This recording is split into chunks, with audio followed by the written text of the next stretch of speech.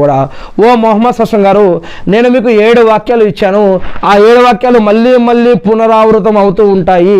ఆ 7 వాక్యాల పూర్తి వృత్తాంతంగా మీకు ఖురాన్ని అవతరింపజేయడం జరిగింది, మీ పైన చెప్పడం జరుగుతుంది.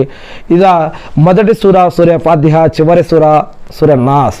ఖురాన్ అనే పదానికి అర్థం ఏమిటి అంటే, ఖురాన్ ఎక్కువగా పారాయణం చేయబడే గ్రంథం, మళ్ళీ మళ్ళీ చదవబడేది, మళ్ళా గుర్తు చేసుకునేది. ఇలా ఖురాన్ గ్రంథం ఏ భాషలో అవతరించిందంటే, ఖురాన్ గ్రంథం అరబ్బీ భాషలో వచ్చింది. ఖురాన్ మొత్తం ఒకేసారి అవతరించిందా అంటే కాదు. ఖురాన్ అనే గ్రంథం అల్లా సృష్టికర్త ఖురాన్లో చెప్తున్నారు, సూరే కలం అనే ఒక కలంని సృష్టించి, ఓ కలం నీవు రాయి అని అంటే, అల్లా నేనేమో రాయాలి అంటే, నీకు నేను ఇచ్చిన జ్ఞానం ప్రకారం ఈ యొక్క గ్రంథాన్ని రాయి అని అల్లా ఆజ్ఞాపించిన ప్రకారం లోహే మహఫూజ్ అనే గ్రంథాన్ని ఆ యొక్క కలం ద్వారా రాయటం జరిగింది. అల్లా ఆజ్ఞ ప్రకారం ఆ యొక్క కలం లోహే మహఫూజ్ని పెట్టడం జరిగింది.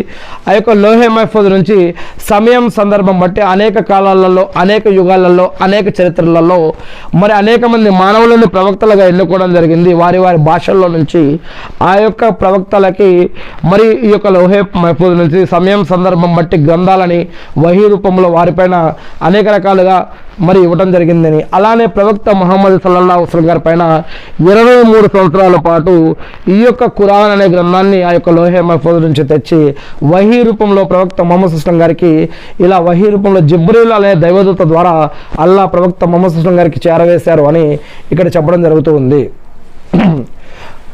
ఖురాన్ ఎందుకు అవతరించింది అంటే, మనుషులకు మరియు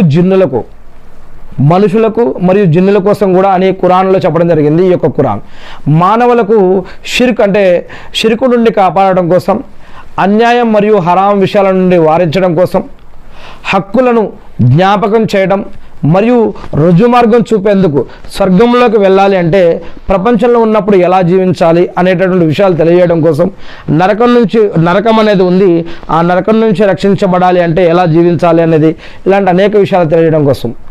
ఇక అన్నిటికంటే ముందు ఏ ఆయతులు ఖురాన్లో అవతరించబడ్డాయి, ఎక్కడ అవతరించబడ్డాయి అంటే, అన్నిటికంటే ముందు సూరతుల్ అలక్ మొదటి 5 ఆయతులు హీరా గృహలో అవతరించబడ్డాయి. ఖురాన్లో మొత్తం ఎన్ని సూరాలు ఉన్నాయంటే 114 సూరాలు ఉన్నాయి. ఈ 114 సూరాలని 30 భాగాలుగా చేయడం జరిగింది.